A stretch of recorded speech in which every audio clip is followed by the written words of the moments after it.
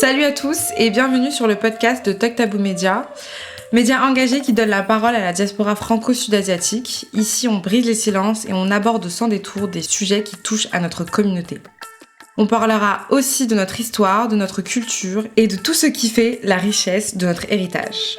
Ce podcast, c'est un espace libre, bienveillant, où l'on se confie et s'exprime sans filtre. Alors installez-vous et bienvenue dans la conversation.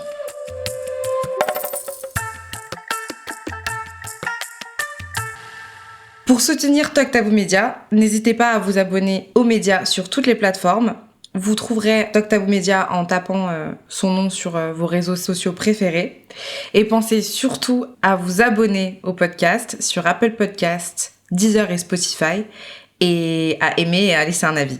Je me présente, je m'appelle Christelle et je suis la fondatrice de Talk Tabou Média.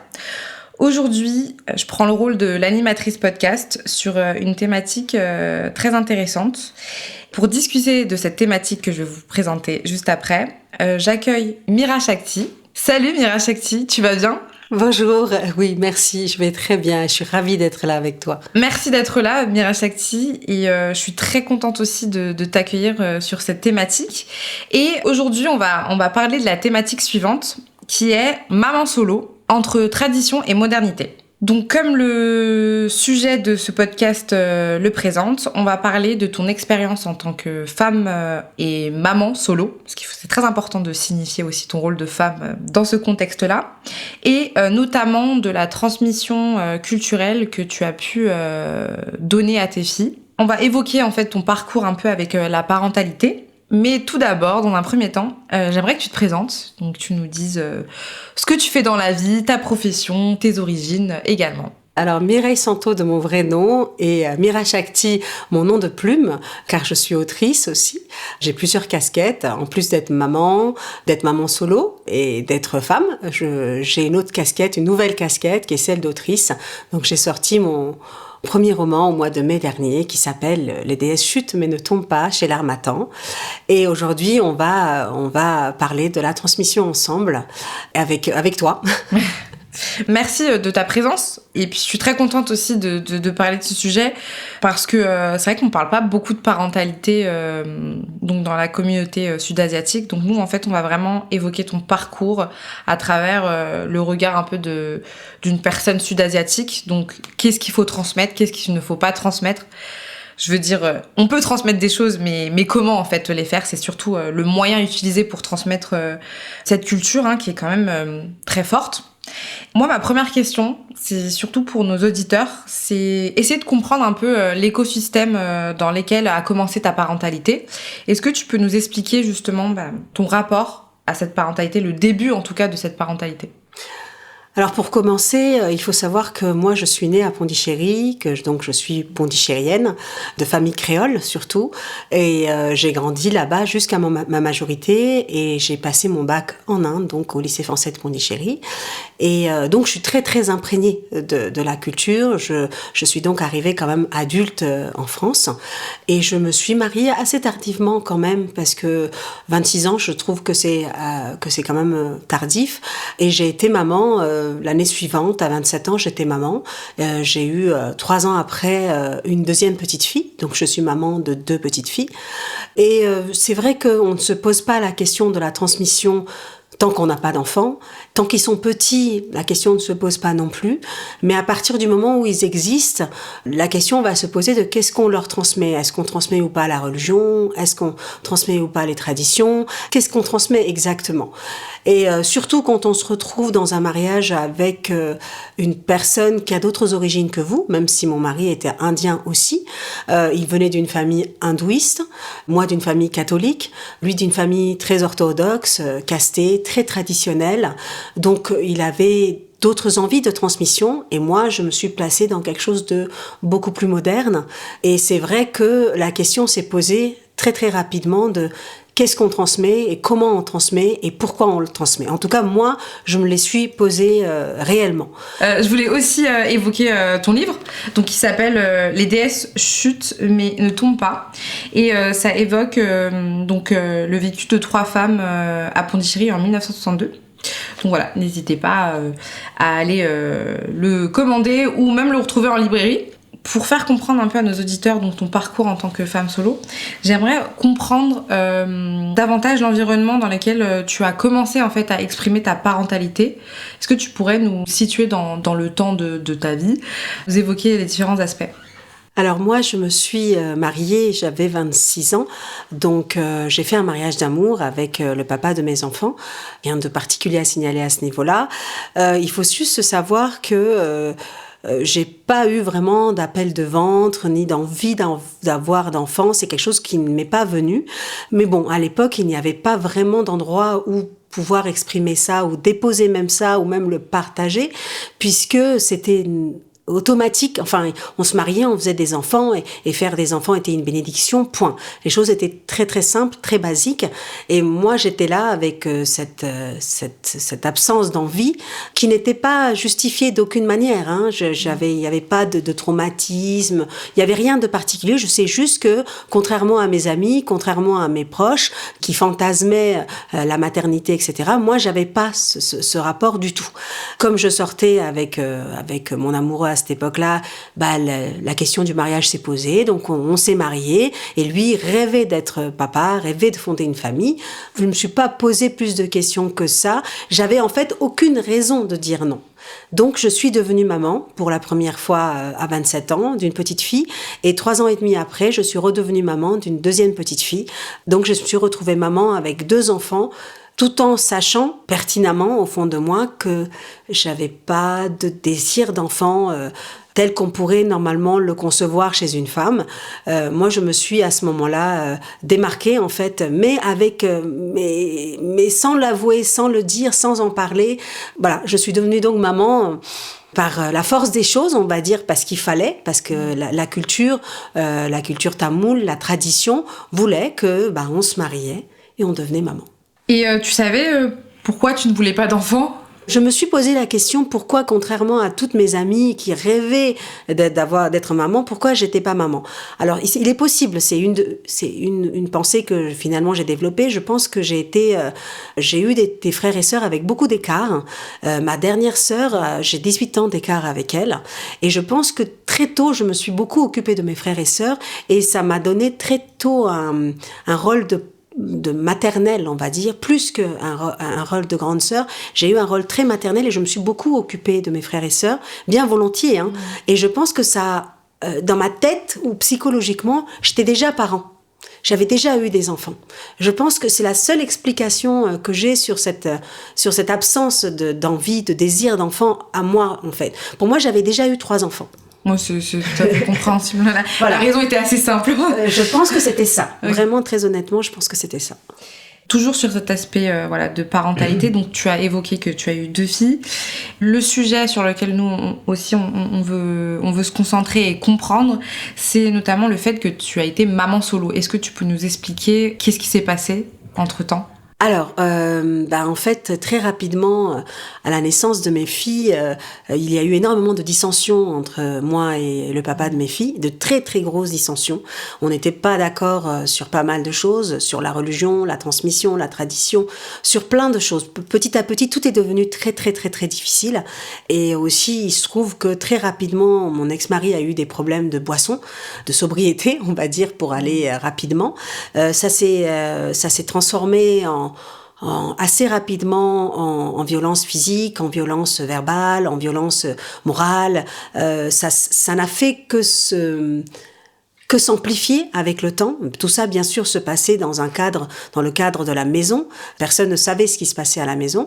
On se taisait, parce que c'est comme ça que ça fonctionne dans la culture tamoule. On se tait, on fait le gros dos, on attend que ça se passe, et puis on fait bonne figure à l'extérieur. Donc à l'extérieur, nous continuons à avoir une vie sociale, hein. On sortait au mariage, aux fêtes, aux anniversaires. On continuait à faire bonne figure, mais dans l'intimité de la maison, ça se passait très très très très mal. Vraiment très mal. Et c'est suite à ça, en fait, qu'on s'est séparés, et je me suis retrouvée maman solo. Et en privé, justement, tu t'évoquais ce moment où tu as été bouleversée et ça a surtout donné, en fait, suite au divorce entre ton ex-mari et toi. Est-ce que tu peux nous parler de ce moment clé ? En fait, ce qui se passe, c'est qu'il y a une escalade à la maison de violence qui se met en place quasiment tous les soirs, avec des discussions et des disputes à n'en plus finir, où les filles sont impliquées dans les discussions, dans les disputes, où les filles sont prises à partie par mon ex-mari, etc. Et plusieurs fois, je me retrouve malheureusement à fuir la maison en courant, quasiment pieds nus, en Haïti, et à courir dans la rue avec mes enfants sous le bras, parce que je sais que ça va dégénérer, je sais que ça va finir par des coups, par des mots, par des cris, par des hurlements. Et puis, voilà, il se trouve qu'une fois, les voisins finissent par appeler les flics. Parce que effectivement, c'est une période de ma vie où on arrive à une apogée dans la violence. Et on se retrouve au poste de police. Et mon mari est en garde à vue. Et moi, je me retrouve devant un major qui me demande ce qui se passe, mais en fait, il pose pas trop de questions. Il me regarde et il me dit, vous savez, madame, des femmes comme vous, j'en croise très régulièrement, et le profil de votre mari est un profil assez classique en fait. Donc demain, il va s'excuser, il va vous demander pardon, et ça recommencera. Et ça recommencera jusqu'au moment où je vous retrouverai dans les faits divers, parce que c'est ce qui va arriver. Mmh. Donc effectivement, il me dit ça très calmement, sans quasiment état d'âme, quoi, si vous voulez. Et ça me choque, parce que il parle de son expérience, et il a l'air de dire qu'en fait, je cours à ma perte. Hein. Et il m'explique aussi que j'ai 2 filles, que j'ai 2 petites filles qui auront sûrement besoin de leur maman, et que prendre le risque qu'il m'arrive quelque chose de grave un jour, parce qu'on est dans une escalade, clairement, c'est un risque que je ne devrais pas prendre. Donc effectivement, ce jour-là, c'est un jour particulier, parce que ce qu'il dit, ça résonne très très fort chez moi, et je me dis, est-ce que vraiment j'ai envie de laisser 2 filles sans mère, en fait? Mmh. Est-ce que un coup de plus, un coup de trop, est-ce qu'une dispute qui irait trop loin, est-ce que j'ai envie de prendre ce risque? Est-ce que c'est ça, en fait, la finalité de ce que j'attends? Voilà, donc j'écoute ce que dit ce monsieur. Donc cet événement clé a engendré au divorce, et tu m'évoquais justement le fait que le divorce, c'était pas très bien perçu dans la communauté sud-asiatique, si je puis dire. C'est un euphémisme, dire que c'est pas très bien perçu. En fait, c'est très mal perçu. La vérité, c'est que vous êtes quelqu'un de respectable tant que vous êtes marié. C'est comme ça, c'est un fait. Et peu importe ce qui se passe chez vous, peu importe la misère de votre relation, peu importe que votre mari vous frappe, qu'il vous trompe, peu importe, tant que vous restez marié, vous restez quelqu'un de respectable.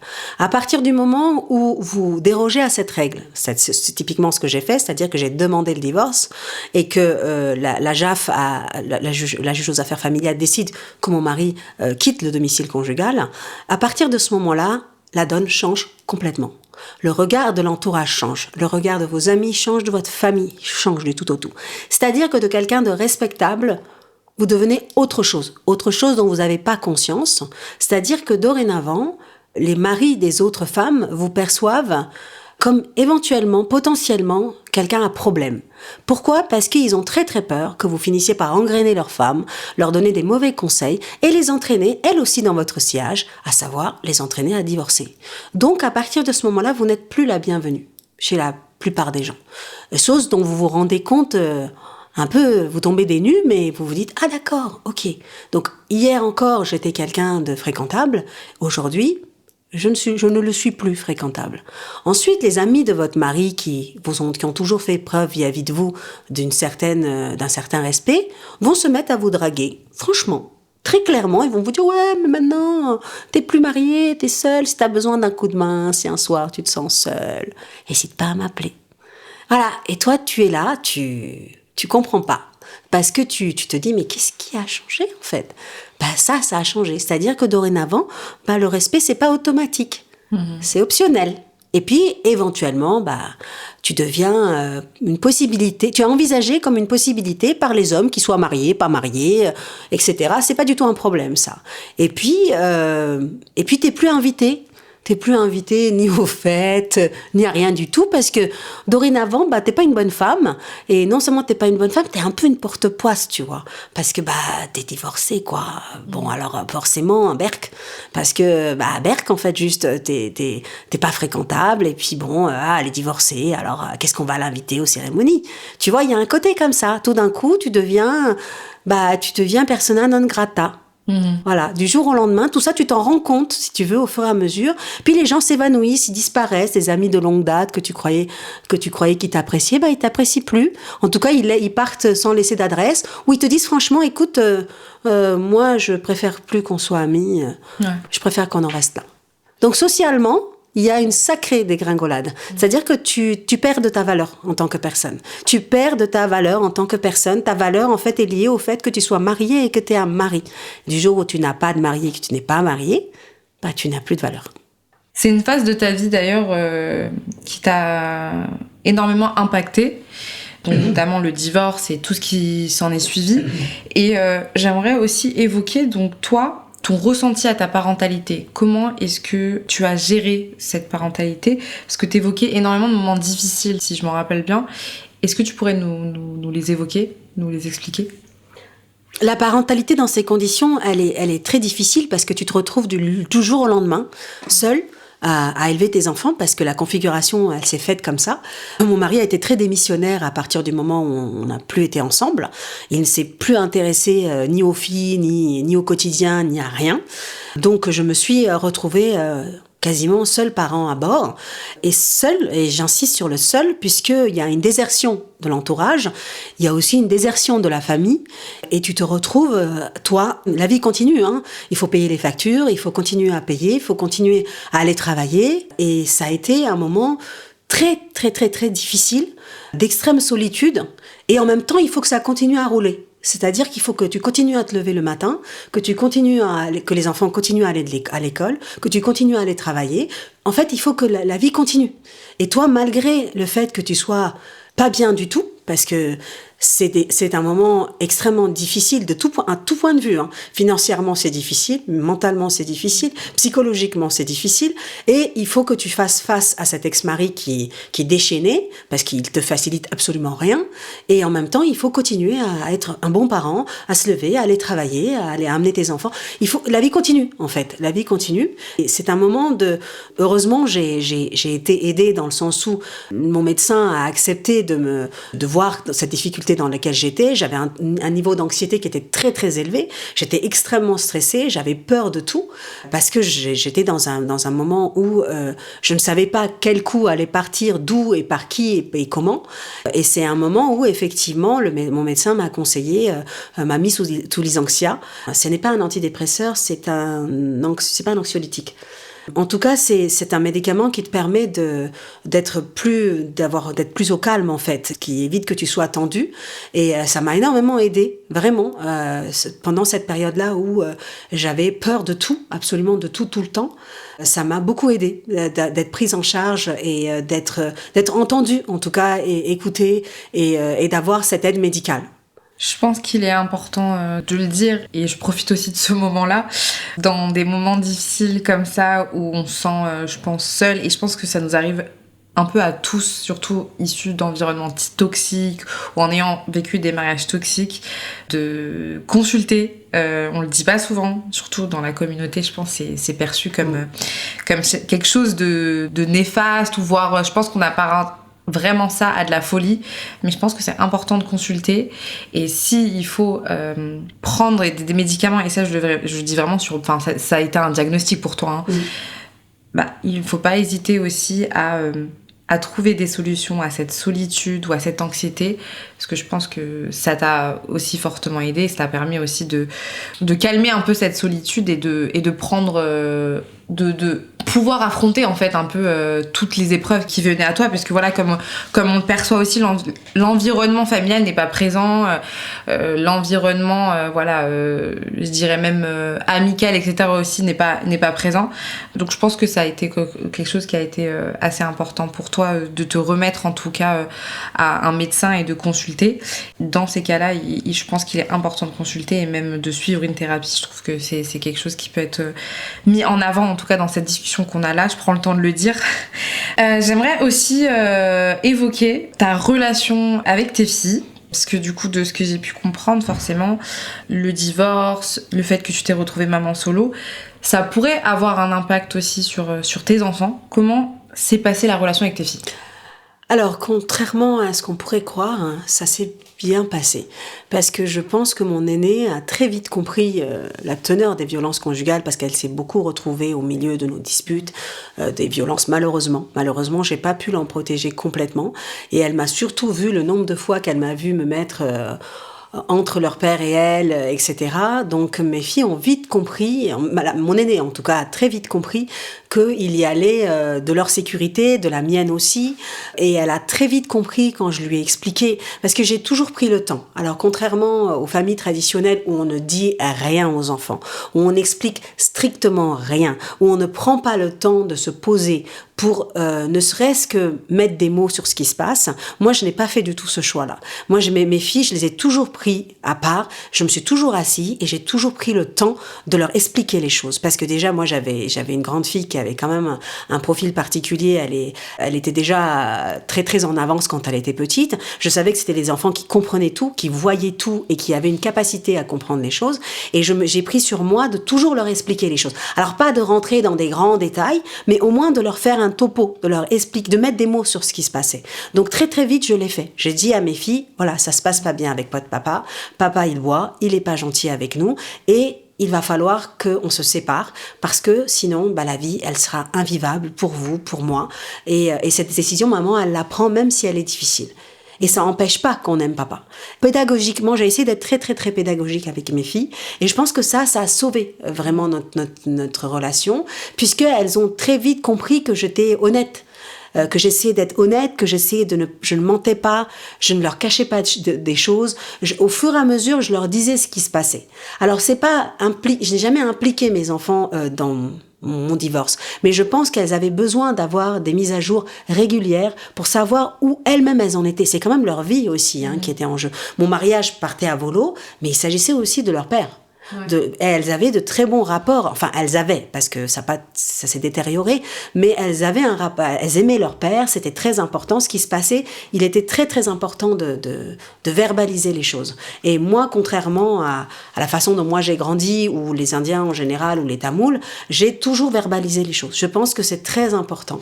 Et je revendique encore une fois le fait de prendre le temps de poser des mots, de dire les choses, sans raconter vos vies, sans raconter dans le détail, mais juste faire un topo et leur expliquer de ce qu'il en est. Les enfants ont besoin de savoir les choses et ça a complètement sauvé ma relation avec elles. Le fait d'avoir été honnête, d'avoir mis les choses et de pas les avoir laissées dans un flou qui leur permettait de penser tout et n'importe quoi, de nommer les choses, de les verbaliser de manière claire, sans les mettre en porte-à-faux, parce que moi je n'ai jamais impliqué mes enfants dans ce qui se passait entre moi et mon mari. Ce qui se passait entre moi et mon mari n'a jamais concerné mes enfants. Je les ai toujours tenus à l'écart, elles ne sont ni responsables, ni rien de ce qui s'est passé. Et ça, je leur ai très vite expliqué ça. Et je pense que c'est de la base de notre bonne relation. Juste pour situer, tes filles, elles avaient quel âge au moment du divorce ? Ma fille avait 9 ans, mon aînée avait 9 ans et ma deuxième avait 6 ans. Donc elles étaient quand même très petites, mais quand même en âge de comprendre certaines choses. Il ne faut pas sous-estimer la capacité de nos enfants à comprendre les choses. Encore une fois, sans raconter vos vies, sans rentrer dans un procès en bonne et due forme de l'autre partenaire, je pense qu'on peut expliquer de manière très saine, très constructive et très assertive ce qui se passe à un enfant. Elles étaient très jeunes, donc tu as vraiment mis un environnement assez sain en place en communiquant avec elles. Et dans ce même contexte, donc, on va aussi en parler parce que je pense que c'est important. Donc tu es indienne d'origine et tu as vécu à Pondichéry jusqu'à tes 18 ans. Donc tu as été baignée dans la culture indienne. Comment tu as fait pour transmettre la tradition dans cet environnement qui est plutôt assez moderne, qui est aussi difficile au final aussi pour la santé mentale de tes filles. Comment est-ce que tu as fait pour toujours les bercer dans la tradition ? Alors, je sais pas si le mot bercer dans la tradition... Oui, je pense que c'est pas vraiment le terme. C'est pas vraiment ça. Moi, déjà, je viens d'une famille créole, donc j'estime que je suis pas tamoule à proprement parler. Moi, je me qualifie comme quelqu'un...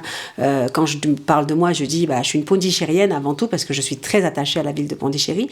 Et j'ai vécu dans une famille créole, donc avec une très, très forte consonance française, avec une assez grande liberté de ton, avec des parents qui m'ont beaucoup incité à la lecture, à aller au cinéma, à aller au théâtre. J'avais une famille qui était très, très, très ouverte, où les filles et les garçons, par exemple, on a toujours été traités de la même façon.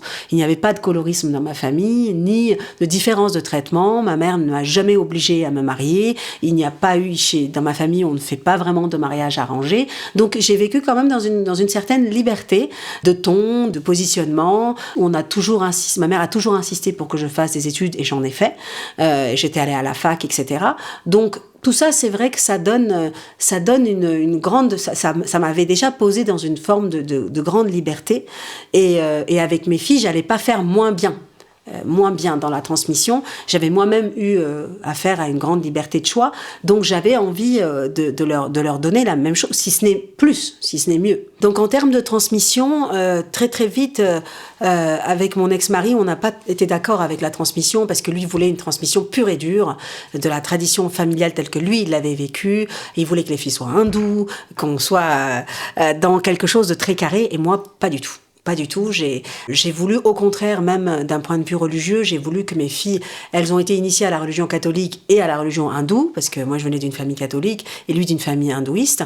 Et jusqu'à aujourd'hui, mes filles ne sont ni baptisées ni rien, parce que je pars du principe que la religion est affaire personnelle, c'est affaire de quête de soi, de quête intime.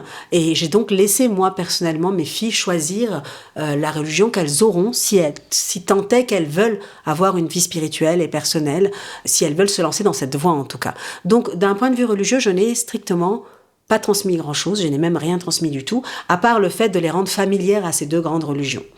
Et pour les traditions tamoules à proprement parler, je m'étais jamais posé vraiment la question jusqu'au moment où ma fille est devenue pubère. Et quand elle est devenue pubère, la question s'est posée de est-ce qu'on fait cette fameuse fête du Manjal Nirattavija, qui est donc la fête de la puberté tamoule, que nous connaissons tous, qui est beaucoup moins connue du grand public, mais qui existe puisqu'il existe pour chaque femme, à chaque moment clé de sa vie, une fête qui lui est dédiée dans la tradition tamoule. Et c'est une fête qui est indépendante de toute religion. Les musulmans le font, les hindous, les catholiques, tout le monde l'a fait. Et donc, en fait, mon premier défi de la transmission, ça a été ça. Ça a été de savoir, est-ce que cette fête, je la fais ou pas? Et si je la fais, qu'est-ce qu'elle va signifier? Et qu'est-ce que j'allais apporter à mes filles? Puisque cette fête était, dans le milieu où j'étais avec mes amis, etc., était vue comme quelque chose de complètement rétrograde. Et complètement, la plupart des gens ne la faisaient plus. Parce qu'ils la trouvaient détestable. Qu'est-ce que c'est que cette histoire de fêter les premières règles d'une fille, berk, etc. Donc, mon premier questionnement par rapport à la transmission, ça a été ça. Ça a été, est-ce que cette fête, je la fais? Et si je la fais, qu'est-ce que je veux transmettre exactement? Et j'ai fait un travail là-dessus, personnellement, d'enquête, de discussion avec plusieurs générations de femmes. Et je me suis aperçue qu'en fait, cette fête était rien de plus qu'un cercle de femmes qui malheureusement a été dévoyé par le patriarcat et changé en une espèce de mascarade de mise en vente de jeunes filles pubères au vu et au su de tout le monde. Et ça, c'était pas du tout ce que je voulais. Évidemment, moi, je ne mettais pas en vente mes filles. C'était pas du tout ça.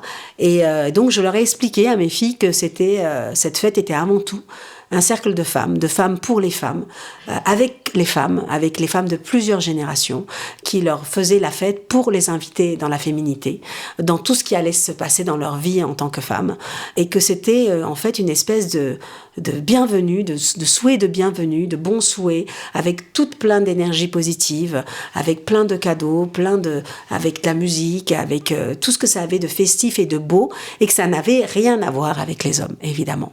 Et quand j'ai eu expliqué tout ça, évidemment j'ai eu leur adhésion, parce qu'elles ont été d'accord pour le faire dans cet esprit-là, et on a fait une très très belle fête, et pour finir, on a même fait participer les hommes, parce que les hommes ont voulu avoir leur mot à dire, donc ils sont venus à la fin, et ils ont tous embrassé ma fille et ils lui ont tous souhaité une merveilleuse vie de femme.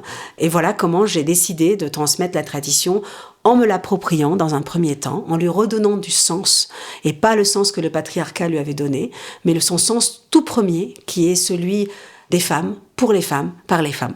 C'est super intéressant parce que je pense que tout le monde n'a pas forcément la même vision de cette fête de la puberté. Moi-même, j'en ai pas eu une belle image. Et du coup, c'est intéressant de le prendre de sa source et de le décortiquer comme tu as pu très bien le faire là dans ce que tu viens de nous dire. Et donc, tu le disais très bien que toi, en fait, la transmission de la tradition, ça se faisait par les rites culturels. Et en amont, tu essayes aussi de partager l'éducation moderne que tu as pu vivre et une éducation aussi moderne qui se fait parce qu'on est en France. Et dans ce contexte-là, tu m'avais parlé du rapport à la sexualité de tes enfants. Comment est-ce que tu as mis ça en place ? Alors effectivement, contrairement à la plupart des familles indiennes qui ferment les yeux sur l'éventualité d'une sexualité, qu'elle soit de la part des garçons ou des filles, la plupart des gens autour de moi ferment les yeux. C'est comme si les enfants étaient asexués, ce qui est totalement faux, n'est-ce pas ? Je le sais très bien qu'ils ne sont pas asexués, qu'ils ont besoin de guidance, qu'ils ont besoin de conseils, qu'ils ont besoin d'en parler. Et faire comme si ça n'existait pas, pour moi, c'est une erreur monumentale. Je vois beaucoup trop d'errance autour de moi, ne serait-ce que quand j'écoute les amis de mes enfants ou me raconter leur choix, je suis à chaque fois atterrée. Et moi, j'ai choisi de ne pas faire ce choix-là, de ne pas ignorer mes enfants qui grandissaient. Donc, j'ai décidé de laisser mes enfants vivre leur vie d'adolescente, d'avoir des copains, de sortir. Je les ai laissés cette possibilité-là. Je trouve que c'est très important de ne pas être hypocrite au point de croire que nos enfants n'ont pas de désir, n'ont pas d'envie, n'ont pas de besoin, en fait. C'est totalement irréaliste de camper sur ces positions-là. Malheureusement, la plupart des familles campent sur ces positions-là. Moi, je n'ai pas voulu le faire. Et à partir du moment où j'ai soupçonné que ma fille avait un petit ami, avait un chéri, etc., j'ai pris le parti de lui en parler. Alors de lui en parler d'une manière neutre. Encore une fois, il ne s'agit pas d'aller lui soutirer des confidences sur sa sexualité ou sur où elle en est. Pas du tout. Moi, je ne veux absolument pas connaître les détails de sa vie. Ça ne m'intéresse pas et je trouve ça extrêmement déplacé. Une maman n'a pas à savoir ce genre de choses-là. Mais par contre, de prendre la température, de demander où elle en est, comment ça se passe, qu'est-ce qu'elle envisage en termes de sexualité, est-ce qu'elle va passer à l'acte ou pas, et si oui, est-ce qu'elle envisage de prendre la pilule? Ce sont des questions que nous, en tant que parents, nous devons de poser à nos enfants. Nos enfants ont besoin de guidance, ils ont besoin d'être accompagnés. Ils ont absolument besoin d'être accompagnés. Donc moi, j'ai fait ce travail d'accompagnement avec ma fille. Je l'ai accompagnée chez le gynécologue. Je ne suis pas restée, évidemment, je ne suis pas rentrée dans le cabinet, je suis restée dans la salle d'attente. Encore une fois, c'est rester dans la salle d'attente, c'est donner à ma fille la possibilité d'avoir une vie intime dans laquelle je n'ai pas accès. Et c'est normal. Envisagez votre enfant comme un être adulte à part entière, en tout cas un être à part entière qui a droit à sa zone de secret, à sa zone d'intimité, c'est hyper important. Et du coup, en fait, moi je l'ai accompagnée, j'ai fait ce travail d'accompagnement et on en a parlé, je lui ai demandé ce qu'elle voulait, pourquoi maintenant, pourquoi avec cette personne, est-ce que c'était important ou est-ce que ça pouvait attendre, etc. Ce sont des questions qu'il faut poser, savoir pourquoi l'enfant fait ce qu'il fait, par exemple, comment envisager cette première fois sereinement, par exemple, parce que je trouve qu'une première fois, c'est quelque chose d'inoubliable. Autant que vous êtes tous, je pense que vous vous souvenez tous de votre première fois, que ça, c'est la base de la vie sexuelle, c'est la base souvent de votre féminité, ça va conditionner tout votre rapport avec l'amour, avec les hommes, avec le sexe, etc. Je pense que c'est très important pour les filles. Alors, je dirais pas pour les garçons, puisque je n'ai pas l'expérience, je n'ai pas eu de garçon, donc je peux pas en parler, mais étant maman de fille, je trouve que c'est très très important de poser les bases d'une sexualité saine. Quelle qu'elle soit par la suite, que la première fois, c'est très important. Voilà, donc moi j'ai pris le parti de proposer à ma fille d'aller voir le gynéco, de prendre la pilule et d'être au clair avec ça. La transmission, c'est important. C'est important, mais je pense qu'on ne vit pas en Inde, qu'on vit en France, que nos enfants ne sont pas ce que nous avons été, ils sont différents. Alors c'est d'une grande banalité ce que je dis, mais c'est très important de prendre en compte leur intelligence, leur sensibilité. Mes filles sont très différentes de ce que moi je suis, et plus vite on se rend compte qu'elles ne sont pas une extension de nous, mais qu'elles sont bien plus, que nos enfants sont bien plus que ça, et qu'ils sont riches de cette double culture, ils cherchent eux aussi leur chemin, et c'est important du coup que nous, on cherche à transmettre, c'est honorable, mais je pense qu'il faut adapter cette transmission par rapport à la personne qu'on a en face. Et nos enfants sont des personnes à part entière, et c'est important de ne pas oublier, de ne pas leur imposer ce qui nous paraît important ou vital, mais leur laisser la possibilité déjà d'accepter ou pas, et d'adapter aussi nos propos à ce qu'est aujourd'hui le temps qu'on vit en fait, la modernité dans laquelle on est, adapter la tradition, parce que toute la tradition c'est comme tout, elle change. Hein. Elle change, elle évolue. C'est pas quelque chose de figé dans la pierre. Et ça, il faut pas l'oublier. Et puis la tradition, c'est qui l'a faite ? Ben, c'est nous. C'est nous, les hommes, les femmes, qui avons, à un moment donné, décidé que c'était traditionnel ou pas. Et ça, forcément, ça évolue et on n'oublie pas, il faut pas oublier cette partie-là. La partie changeante de la tradition, la partie évolutionnelle qu'elle a. Et le prendre en compte quand on le transmet. Et au-delà de nous, je pense que les familles indiennes ont très à cœur de transmettre des biens matériels. Je pense que c'est très important de transmettre un terrain, une maison, etc. Et je pense pour moi, j'ai pas à cœur de transmettre du matériel. Franchement, c'est quelque chose qui pour moi, qui a pas d'importance. Et ma transmission à moi, ce sera ce que j'ai donné à mes filles de mon temps, mon énergie, mon état d'esprit, et puis mon livre aussi, puisque dans mon livre, je raconte Pondichéry, je raconte aussi notre passé, je raconte notre histoire, je raconte le parcours de 3 femmes qui vont devoir se dépasser pour pouvoir exister. Et donc le dernier mot de la transmission, ce sera la transmission ultime, ce sera mon livre en fait.